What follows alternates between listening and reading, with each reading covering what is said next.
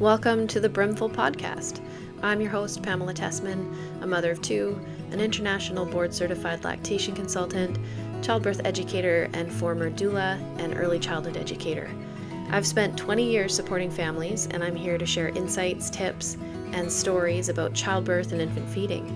Whether you're expecting your first baby, navigating infant feeding, or you're a perinatal professional adding to your skills and knowledge, this podcast is your trusted resource for expert, evidence-based advice and heartfelt conversations, empowering you with the knowledge and confidence to nurture your growing family. Be sure to follow me on social media at brim.familycare or connect with me at my website at brimfamilycare.com. Let's get started. This morning, I'm chatting with my friend Kirsten Werner, who is an RMT, a former doula. She wears many hats in our community. Really excited to chat with you this morning. Kira, can you tell us more about yourself? Yeah, hi Pamela. I am located in Cumberland, BC, and all the things that Pamela just said. I'm a massage therapist. I've been working as a massage therapist since 2008. I started my career in the wellness world as an aromatherapy massage practitioner and then transitioned into becoming an RMT. I was a doula for 18 years. I also teach baby massage. And I run a clinic, a home-based clinic with other practitioners. And then I recently have just added doing wellness business coaching for other health and wellness practitioners who are wanting to get support within the business side of things. Yeah. Nice. Yeah. That's busy. It is Awesome. busy, but I figured out balance in there as well. Yeah. I guess after that many years, you kind of start to figure it out. Yeah, that's right. Yeah. That's Cool. right. Yeah. Well, it's awesome because you've been involved in our perinatal community for a really long time and kind of know the ins and outs, and you've been kind of an inspiration to a lot of folks in the Valley who are just starting up with that kind of thing. And now you can be an inspiration for all the new RMTs and the clinic owners. Yeah. And yeah, it's pretty awesome. Yeah, it's pretty amazing. My daughter has been doing more nannying and childcare, and it's cool to see her working with babies and kids and stuff. But one of the things that I didn't anticipate is that when she goes to work for someone, they're always like, we know who your parents are and they're amazing. Yeah. And I'm always like, oh, that's so cool. Because sometimes when you've lived in a community for so long, you don't even think about it. And it's interesting that the newcomers have heard about the services that I offer too. So it's just Right. cool. Yeah, Yeah. that is cool. It's Mhm. far-reaching. So you've been based in Cumberland since 2009, Yeah. and you have pretty strong ties to the community. So how has living and working in the Comox Valley influenced your approach to wellness? Yeah, I moved up here from Victoria in 2009, and so it was definitely a shift because I'd been graduated from massage school for about a year, and then I got a job at a clinic that was based downtown behind a doctor's office. And most people in Cumberland, like there was massage therapist here, but I would say like the understanding of what massage therapy can do and the benefits from it were sort of confused perhaps with like I had a massage once when I went to the resort down in Mexico. And so I did a lot of like educating in the beginning about the benefits of massage and also had to educate about the word doula because like you can say doula doula doula and everyone's like what does a doula do? I'm sure you've heard it before. So it was different than Victoria when I came here. It took a bit more of like let me explain more and attend different classes and do info nights. But the other thing that I saw was that everyone's like, you live in Cumberland, so obviously you have to mountain bike. Yeah. And I tried it and I was so scared. And then as I worked in my practice, I was like, everybody has broken arms and is Yeah. hurt. So I really saw how active this community is. And I'm being reminded of that again because now I'm working with a lot of post-surgical clients and the gusto that the Comox Valley has to get back on that bike is very high. And so sometimes you have to remind them like, actually, you're in the healing stage. Like it's okay to rest. And I recognize that in myself, even in my own injuries, I will try to do too much and rake up all the leaves with one hand. But yeah, it's just a reminder that it's okay to rest, because this community is very active, Yeah, very, very it active. is. Yeah. Yeah. Yeah, I've Mhm. seen a lot of that in Mhm. my practice as a doula too, where Yeah. yeah, people are like, "Hey, let's go do this," and then they're Yeah. like, "Oh, my bleeding has started to get heavy again, and I should probably slow down." Exactly. Yeah. Yeah, yeah, Hmm. exactly. Mhm. So you've got over 2 decades of experience, Mhm. which is incredible. So what would you say has been the most impactful lesson in your journey from your early aromatherapy days to now Mhm. as an RMT? Yeah, I think I am one of those healthcare practitioners that's taken lots of courses, and that's really fun, and you learn things. But honestly, the way that I have learned the most is firsthand. It happening Mm, to me. So me having a hospital birth and a home birth and understanding what that looks like. Having a doula myself and learning from that experience, but then also branching off of that is like, it's not like I suggest that you should get injured to learn about an injury, but that is what has happened, is that I have learned more from things happening within my own body to understand, like, wow, that took a little longer than I thought. mm, And really understanding the mindset that you go through. So it's great to know, like, the muscles that are involved or the round ligament that might get affected, but also like understanding that feeling of being pregnant, where you're pregnant and you're in the first like 3 weeks and nobody knows. And mhm, so being able to hold the space for people when they come in for a prenatal massage, and maybe they have not told anybody else. Like, mm, I might be one of the first people that knows, and then going along that journey with them. And that goes into all the things that I've done. It's not necessarily, like I said, about the techniques. It's about having that safe space that people can come into, and there's that understanding.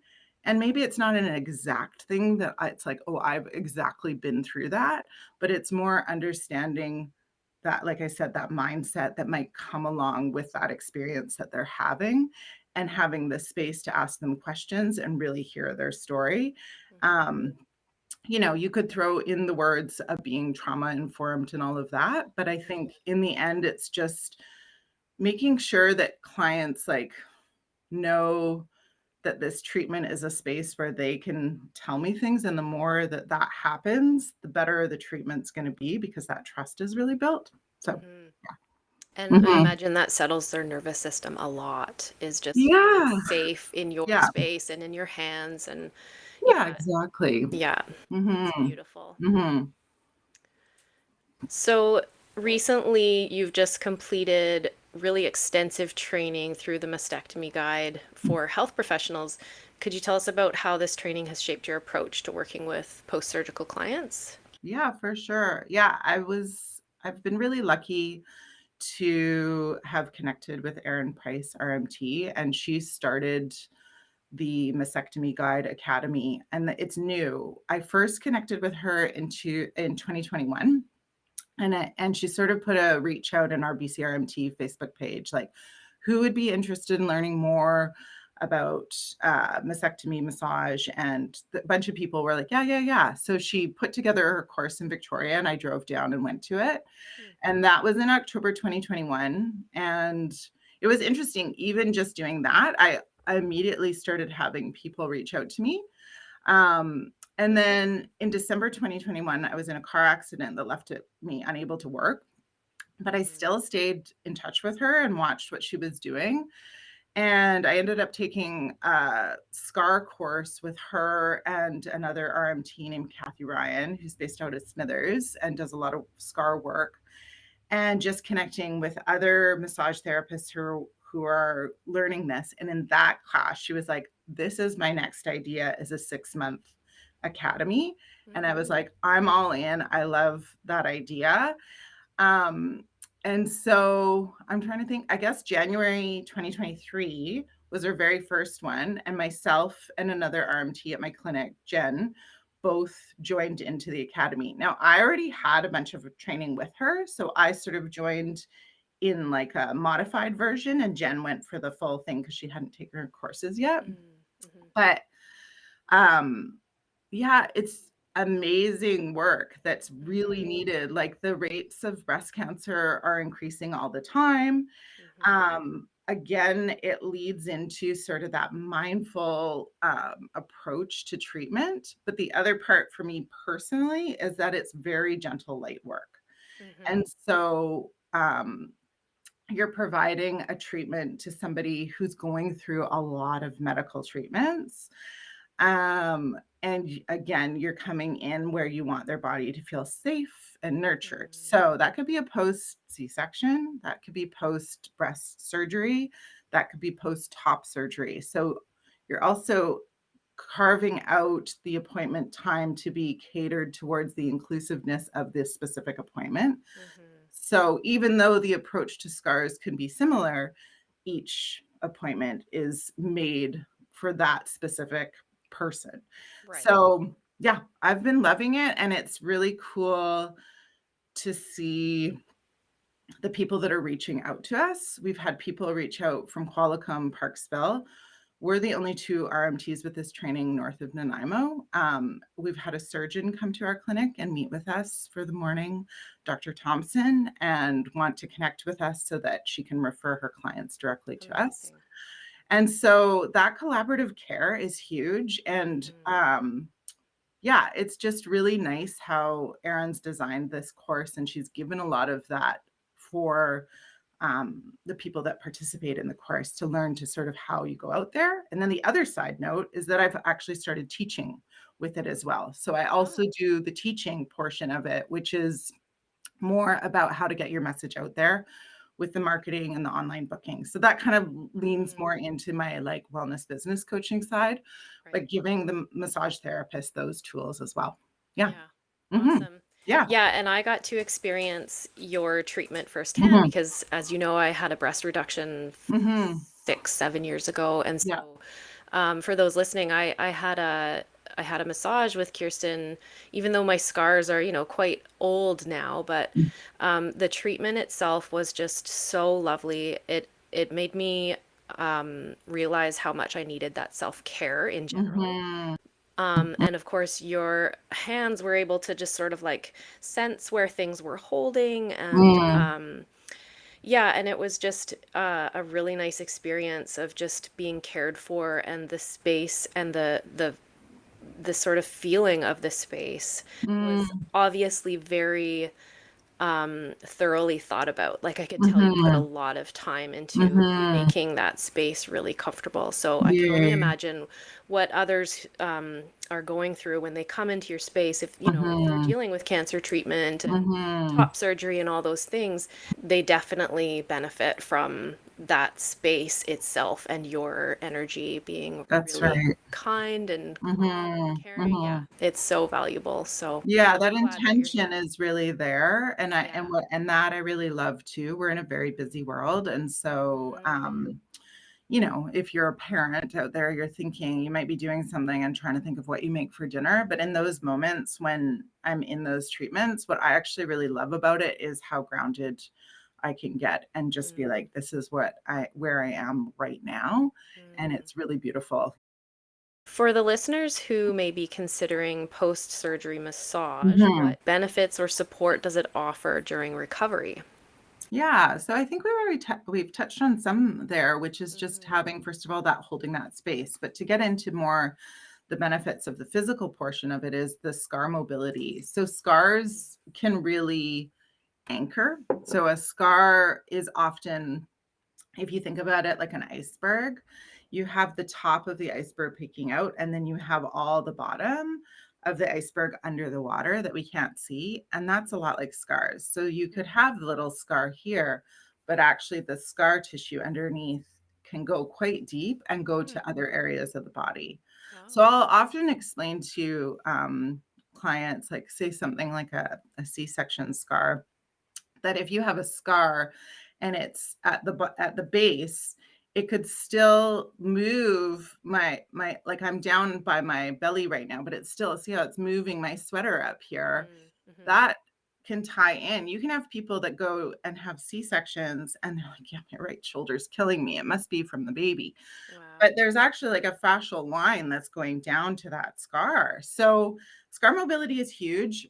Reducing pain. A lot of the times there's a lot of pain after, and supporting the healing and the tissues to heal that area and reduce the scarring too. I think a lot of the times people are really looking for that softening in the scar visually for themselves. So yeah, just getting it flexible and functional.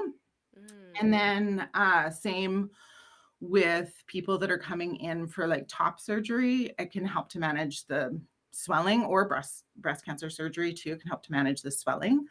There are different cases there. So like often if you have somebody coming in with breast cancer, they're in the midst of dealing with medical appointments and there's an uncertainty happening there, versus when you have somebody coming in with top surgery, they've made that decision and they're feeling pretty excited. So in a way, that treatment can be a celebration.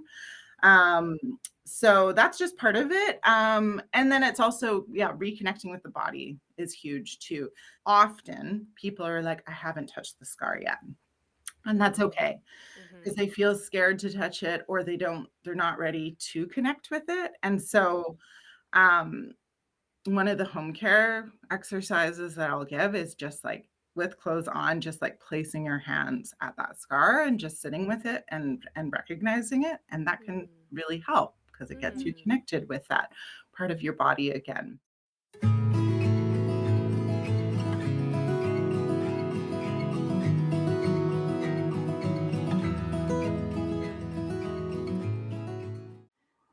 So let's switch gears a little bit, because you have so many hats that you wear. I want to hit them all because I want to, get deep into all of them. We should be changing hats while we're talking. Yeah, you should. Yeah. So how do you approach creating a comfortable environment for children in your pediatric massage sessions? And what have you found to be most effective in engaging your younger clients? Yeah, kids massage is amazing. A lot of the things that have happened in my career have just happened organically. So I started having kids coming into my practice, and the Comox Valley is a very word of mouth. And so people are like, it was just like they were just booking in and it said 30-minute registered massage therapy. But parents started sharing. They're like, Kirsten does kids massage. And I was like, I guess, yes. But I've had kids myself and I love working with this population. And so, now it is on my booking site. You can book in for a kids massage. And that means for 12 and under. If they're 13 and over, they still can come in for a massage. It's just we're catering it differently. So when they come in, I want to make them feel comfortable as soon as they come in. They're often hiding behind the parent's leg or whatever. The parent is coming into the room. They get a specific intake form that's for the kid. And I ask different things that they might like ahead of time, such as like music. And then when they come in, the first thing that they usually see is a little fox stuffy, and it's tucked into the massage bed and it's just sitting there. And they're always like, "Ooh."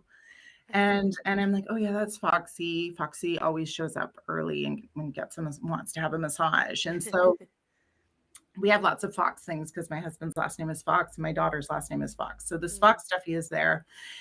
And it just already puts them at ease. I have 2 chairs set up, one for them, one for the parent. And we then go into teaching them about what a massage is, what it would look like. And I get to show them on Foxy, but I also get to teach them about consent. And even in my baby massage classes, I talk about consent with the baby, but now we're talking with kids, so I can talk to them about being like, you are in charge of your own body. And I'm only going to touch the areas that are okay with you today. And that can change, I've learned each session. And so they get to see that. They get to see me like showing how I take out Foxy's little arm and I'm like, see how the blanket's still over Foxy's body and I'm just massaging the arm. And then they get to see go up and down. So it's really like a session. But what I do love about it is watching their breathing change once they're on the table and just they down regulate. Some kids I've worked with who have autism, and they might be fixated on a word in the beginning. And by the end, it's gone so slow, but then their sentence structure is changing at the end as well. And Wow. they're able to really articulate themselves. And yeah, it's fascinating. Cool. And yeah, so the parent stays in the room and they get that. And then, like I said, the next time they show up, Foxy might be in a different spot. Foxy might show up on a shelf by the salt lamp or something. Just to watch. Yeah, but it's really fun. And I have done massages to Frozen, like not your typical Nice. massage music. Yeah, it's been great. I Let love it go. Yeah, exactly, That's a exactly. good And massage song. it's a great massage song. And same thing, active kids. I have had 4-year-olds who are on BMX doing full, like, I got a bike flip. And I'm like, you're Mm, 4. You right. started walking 3 years ago. Active kids. So Yeah. yeah, it's Yeah. cool. I Mhm. understand that. I've got Yeah, two you do. Of boys. Oh course you my do. God. Yeah. Yeah, it's wild. Mhm. So could you share a bit about the benefits of the infant and toddler massage and why you believe it's such an important skill for parents to learn? Yeah. So I took the baby massage training with the International Association of Infant Massage in 2009. We Mm, also touched upon it in massage school as well. And one of the things that I love about baby massage is it's really simple. And so the first thing I tell parents when I'm teaching a class is like, you don't have to be an RMT.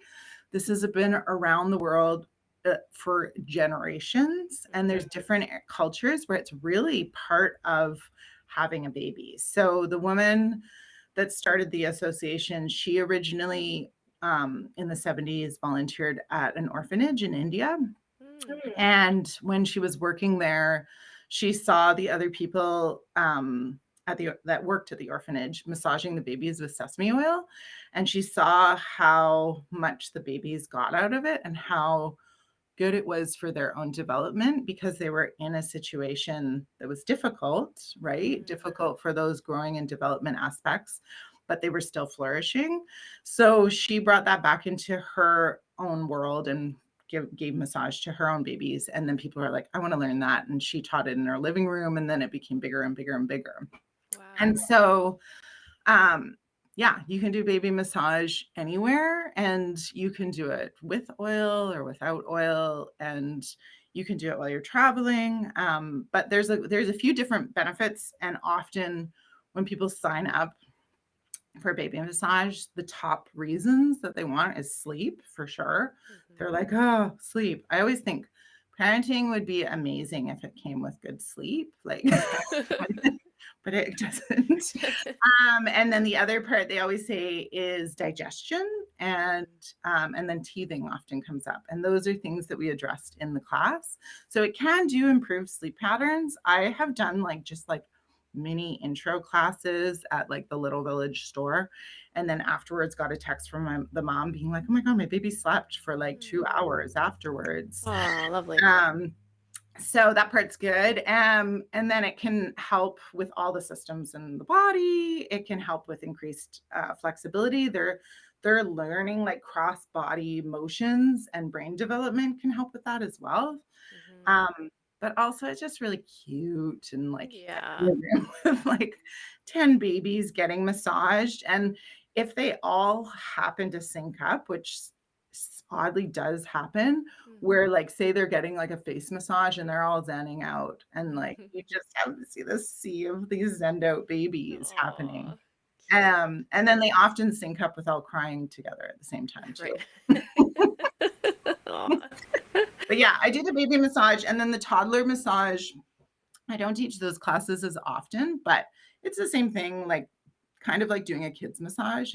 Mhm. It's a bit more games, make a pizza on the back, those Mm. kind of things. And I do think often people are like, baby massage. I'm going to do baby massage. Oh, they're not a baby anymore, so I'm not going to do massage, but it is throughout their life. Right. And I imagine it's probably not as complicated as parents think it is, right? It's really, really not. And everything that I'm teaching in class can be done in a different order, and you can focus on what the baby does like.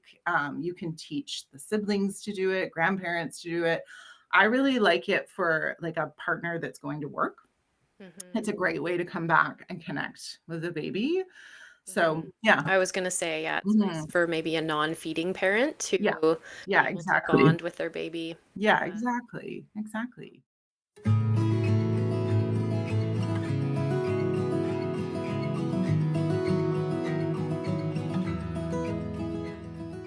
Your work emphasizes not just physical relief, but also empowering clients to take an Mhm. active role in their own self-care. Yeah. What self-care practices do you encourage clients to incorporate outside of massage therapy sessions? Yeah, self-care, I was thinking about this. I always wanna be, like, careful about self-care because it is a big word these days, and so is wellness, and you can Mm-hmm. get really into sort of that trend. Mm-hmm. And I think from me going through, like, my own recovery and, like, recovering from my car accident, I want to emphasize the self-care in simplicity and kindness. And sometimes that's the best place to start is just up here with having self-compassion for yourself. Because again, we're in a very active community. I'm an active individual myself. Mm-hmm. And when you set these goals that maybe are unrealistic, then all of a sudden that is giving you the feedback of failure. Mm-hmm. So, really, with self care, it could be as simple as, yeah, placing the hands on the scar or being like, I am going to just walk down the alley today. Or shoot, I didn't do it, but these are the things that I am proud of myself for doing. So, shifting that narrative in your head with how you approach self care, because a lot of the times, like if I have a new mom coming in, they're like, my shoulder's sore and I know I should be stretching. But Mm-hmm. let's talk about the reality of that. Like, Mm-hmm. what does that look like? Also, you're taking a car seat in and out of a car every day. Who can do that ergonomically? No one. Yeah. So, like, have a cup of tea, read your favorite trashy magazine, and be Yeah. kind to yourself. Start there. And then, yes, there's amazing options in the valley for going if you do want to be like, I do want to try this like mom and baby yoga class. Great. Mm-hmm. I do want to go to this class that's for postpartum mom workout class. Great. Mm-hmm. Do you make it to every class? Maybe not. And so yeah, simplicity and kindness, those are my like raw Yeah. self-care tools. Goes a long way. Yeah. And Yeah. then yeah, like there's lots of things like we have lots of home care supplies at our clinic that and they're all things that I love to use. And so that's why they're Mm-hmm. there. Right. But they're also quite simple. They're just like massage balls that you could be like, "Oh, I'm going to roll that on the bottom of my foot Mm. and that's going to help actually open up my shoulder." So, Right. yeah. While you're watching Netflix. Yeah, while you're watching Netflix. Exactly. Yeah. Exactly. So in your view, how Mhm. does empowerment and self-care impact overall wellness? Like when you actually can see people participating in this kind of self-care, Mhm. um, how does it impact their overall wellness that you see, especially in the therapeutic setting that you're in? Yeah, I think like when you especially with the post-surgical care that I see, like I see that shift in them and Mm-hmm. that hope Mm, and that enjoyment of connecting with their body again and being like, yeah, I was able to do this today. I was able to swim or whatever it is. right. So I think that part really ties into that what I was talking about with the self-care and the kindness to yourself, but then it does turn into an empowerment Mm-hmm. where it's like, oh, I was able to do that. And I think anything we go through, whether it's having a baby or having surgery, there's that moment where it's like, man, that was really hard, but then it becomes a gift and you're changed forever with sort of who you are. And then that's that new you. And so you get to be the new you and adapt into that person and how Mm-hmm. you approach things. So yeah. Yeah, and I imagine that, having somebody in your corner like you cheering you Hmm. on, Hmm. that can all like shift the mental health piece around it too. Is like, Yeah. okay, somebody recognizes what I'm going through, how tough it is, and Yeah, that's how, right. it's just Yeah. not an easy thing to find self-care a lot Yeah. of the time, and Yeah. just having somebody understand Mhm. that and then caring for them in the way that you do is That's right. huge, I think. Mhm. Yeah.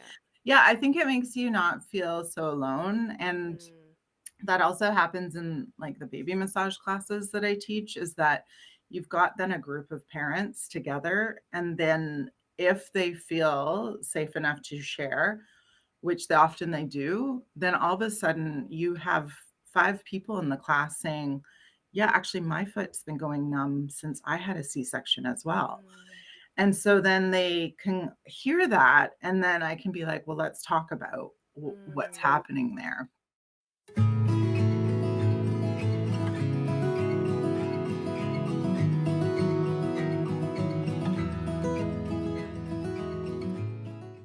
So let's switch into your coaching business. I want to hear more Mhm. of that. Yeah.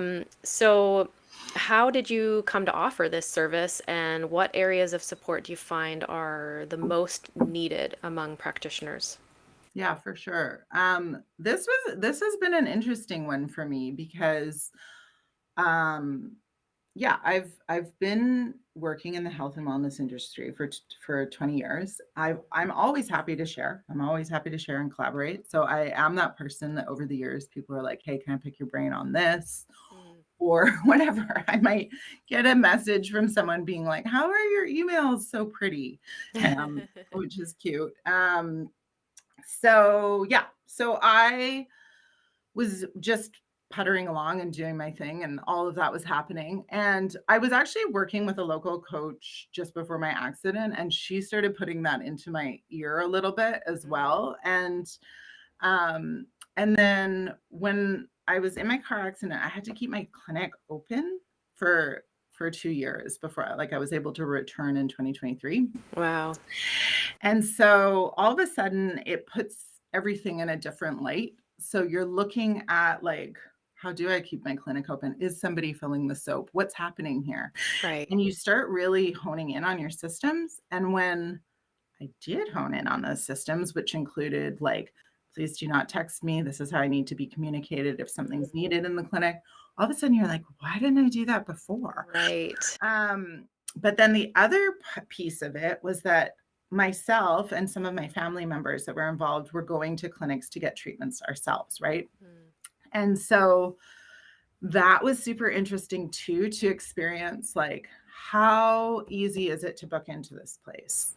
mm, When I'm booking in with this place, what am I getting back? So if I have a concussion and I'm getting the intake form, or I went onto their website. I love what they're doing, but I can't figure out how to book in with mm, them. I right. don't know where it is. I don't know where the booking thing is. I can't find their phone number. Um, Mm, and so, and then when I was in with appointments, a lot of the times, most practitioners these days use a software called Jane Online Booking, mhm, and it's very in depth. I've been working with Jane since 2016, mm, and so I know it quite well. So sometimes the front desk person would be like, "Oh, so actually, you can just like add my daughter as a family member, and then you can use my credit card to pay." And they're like, "Oh, how do you do that?" And I was like, "Yeah, just oh. go over here, add this, like do."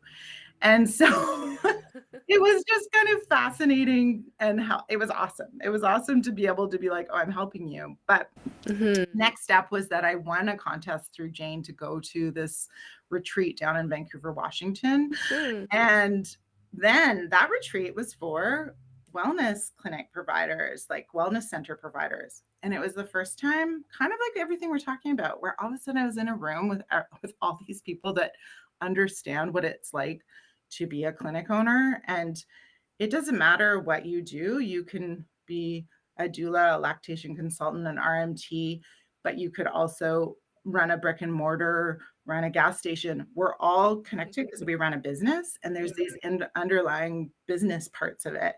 And so that felt so good. And I started working with the woman who was running the retreat, and she really gave me the confidence and encouragement to start my own coaching practice. And so that was launched this year, and it's been amazing. I have a group online that has just a small little Facebook group, but there's like over 80 members in there. mm, And it's just again, it's about not feeling alone and having that support system. But also, I am a Virgo, and I love systems and organization. And so a lot of the times people are repeating themselves and being like, I'm writing the same email, I'm writing the same email. And a lot of that can be templates and automated. And so then it actually frees up your time so that you're able to go for that walk that you want to go for, or go for that cold water swim.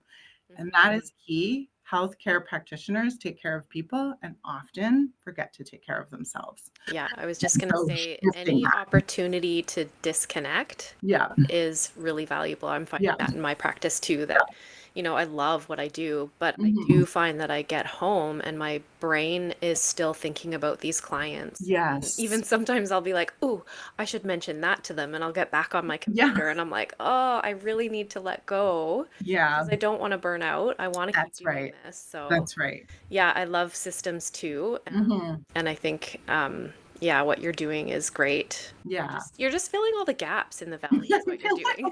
I'm the silly putty. Yeah. Yeah, finding cohesion. Yeah, that's right. Awesome.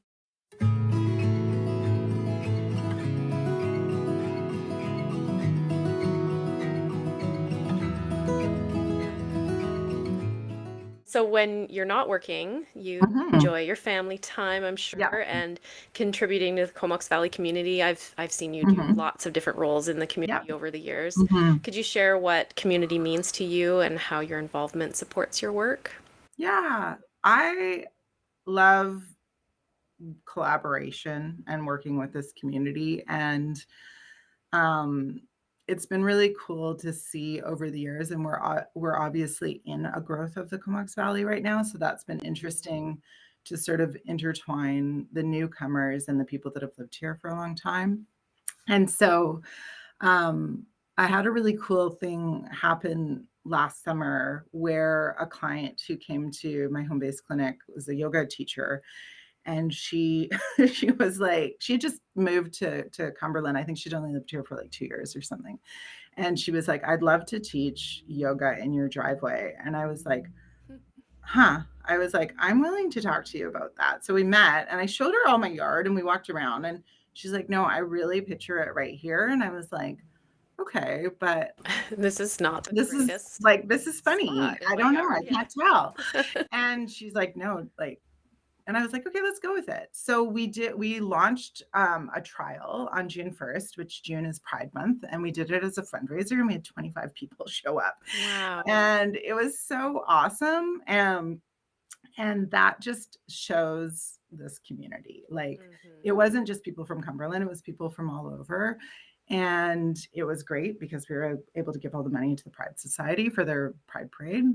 But it was also just fun to be like, oh my gosh, the Comox Valley is up for like anything. If you kind of are like, hey, let's try doing it this way, people are like, sure, we'll try that out. So it ran through the whole summer. We had regulars there every week. I got totally nerdy into bird calls because like I was lying out there and I was like, what is that bird? And yeah, it was a really cool experience. So Cool. I think that part of like community of like, think outside the box. How do we want to gather? There's lots of creative ways that we can do it. And yeah, I love that. Yeah, I love that too. Yeah. Speaking of the bird thing, I got totally into birds too. It must be the age. I downloaded that app, Merlin, and you can record what you're hearing and it'll tell you what the bird is. And oh my gosh. That is what I did too. And then the bird was the Merlin. Oh, no way. Yeah. That's funny. Yeah. Yeah, I use it on my forest walks all the time.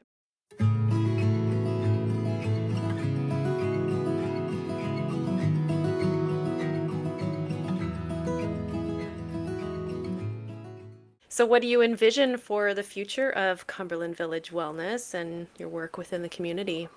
It is at a really like pivoting spot right now. I feel like I've got a really excellent team of really experienced massage therapists in the clinic right now, which I'm really proud of. And they all hold their unique skills with how they approach their treatments. And so I feel like that is is happening. And then myself and Jen are really working on networking and getting the word out that we're doing this breast, chest, and oncology post-surgical massage, pre and post-surgical. I'm involved with the Transcare BC group. And so that's been really cool to go to different clinic mentorship calls to learn more about what's going on there. And yeah, I just want to stay creative and open-minded. I do want to offer more courses and group coaching through my coaching. And then I'm also looking, again, when I look at like what you said, filling the gaps, I still see there's still other gaps that I see. And I think Comox Valley is beautiful and it's rural still. Even though we are growing, there's things that are that you can't access here. And you might need to head south, or even like people that are North Island, what they have access to. So I want to look at creative ways of offering different virtual services that could be accessible to more of the remote communities, and what that would look like. And I'm not totally sure yet, but maybe we should chat then. It's on my mind. Yeah. And you are It's on my mind too. You are in that box. Yeah, cool. And so I guess you'll still be teaching your baby massage and your labor massage. Yeah, I'm teaching baby massage right now. And that's been cool too, because I used to have the space, but when I converted my clinic into having 2 rooms, I lost my own workshop space. So I get to teach around the valley, which is really great. So I'm teaching baby massage at Unfolding right now, and there's still space for drop-in. And yeah, I've done some work down at the midwifery clinics as well. And then, yeah, I'm very mindful of my 2025 schedule, and I'm trying to go into it with lots of intention to make sure that I can go cross-country skiing and things that are important for me, and then adapting my schedule around that. But I want to plunk the things in for me first and then get my schedule going. But yeah, I'm excited. I'm excited for 2025. I feel good about it. Awesome. Well, I'm excited to watch you keep going with it all. And if there's any other ways I can support you, just let me know. Oh, yeah. You bet. Well, thanks so much for joining me today. I'm really excited to put this one out, and we'll talk soon. Yay. Thanks. Bye. If you'd like to know more about Kirsten and her work at Cumberland Village Wellness, be sure to visit her website at cumberlandwellness.ca or send her an email at Kirsten, Kirsten, at cumberlandwellness.ca. Thanks so much for joining me today. If you liked the show, be sure to rate it and share it with your friends, and don't forget to hit that follow button. Until next time, take care.